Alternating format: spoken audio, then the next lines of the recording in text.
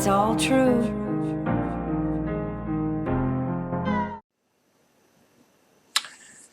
Okay, Hong Kong. The protesters are making 5 demands, and the 5 demands that they are making, I was looking this up, are: 1, the extradition bill dies, and I think they might have gotten that already. As an aside, I think they've definitely gotten international support in spades. I mean, yes, I realize there are some people who support mainland China on this one, but I think all in all, hyper-militaristic, human rights violating mainland China doesn't lend itself to a lot of allies. Its allies are going to be people who are either very patriotic and, maybe mainland China citizens or former citizens, or have a lot of family or whatever very strong connections in that place, or people who are sympathetic to mainland China for whatever reason. Otherwise, it's not a system. It's not a country that's really made a lot of. It's not really cute and cuddly. It's actually been kind of awful in especially the past couple decades. Now, I understand that very recently their most recent prime minister has been working on cleaning up corruption. Good on him. It needs to happen. I mean, I have to wonder if maybe assuming Hong Kong stays in China, I assume it will. Now I'm not positive about that, but if it does, maybe the one country will have one system and not two, but it's not Hong Kong that will bend the knee, but rather mainland China that perhaps needs to adopt a lot more of Hong Kong's philosophy, laws, policies, and its some of its culture, which is very modern. This is a very modern country.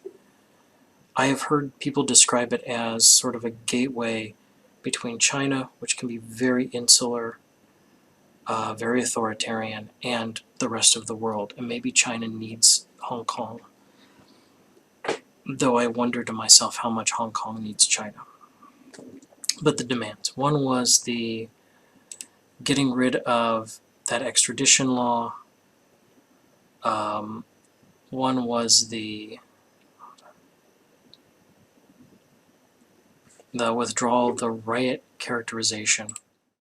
The concern is that people rioting or protesting will be seen as dissidents and actual lawbreakers, and they'll be extradited to China to a rather not very great judicial system, certainly not the one that they enjoy in Hong Kong. That's the big fear. That's what started this. China started threatening them with thinly veiled, like, hey, maybe we're gonna have the military just pour into Hong Kong, and then Hong Kong started protesting, like serious protesting. I mean, with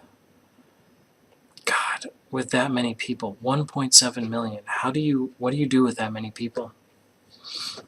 I mean, the country itself has a population of 7 million. You can't arrest 22% of the population. That's not going to work. Anyway, I'm prevaricating. 5 things. They wanted to get rid of the extradition bill. They wanted to get rid of the riot characterization of the protests, that these weren't protests, but rather a riot, and anyone arrested is rioting and should be arrested for rioting, and not as though this were a lawful, legitimate protest.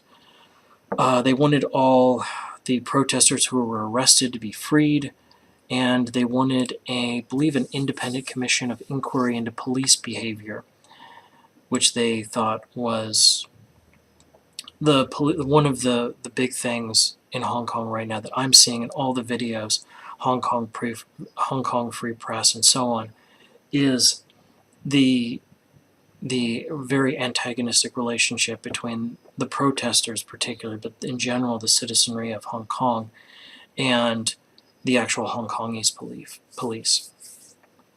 What else did they want? Suffrage, universal suffrage. They want everyone to have voting rights. And the problem is China is China. It has to. It's culturally different. I mean, it's hard to explain this to someone, to myself, to even understand this, because I'm not from there, obviously. But from what I'm understanding is that being perceived as weak and capitulating is political suicide.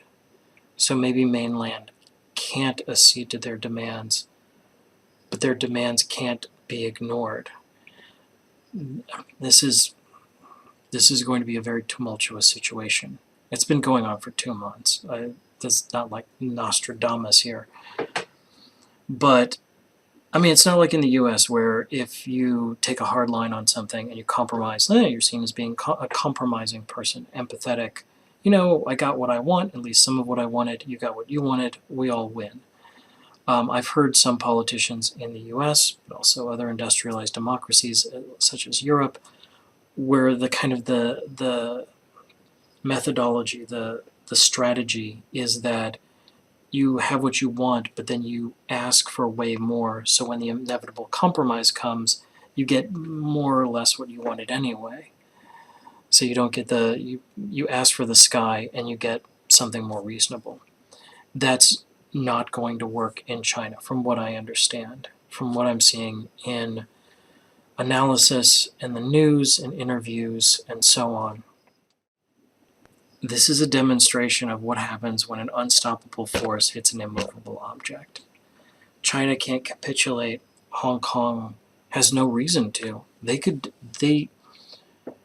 There's no way to stop them.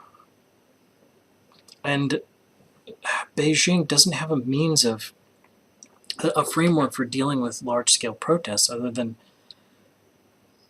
putting them down, Tiananmen squaring them, as it were. I mean, it just doesn't. It doesn't seem to have that at all. It just throw them in jail forever. But you can't do that with,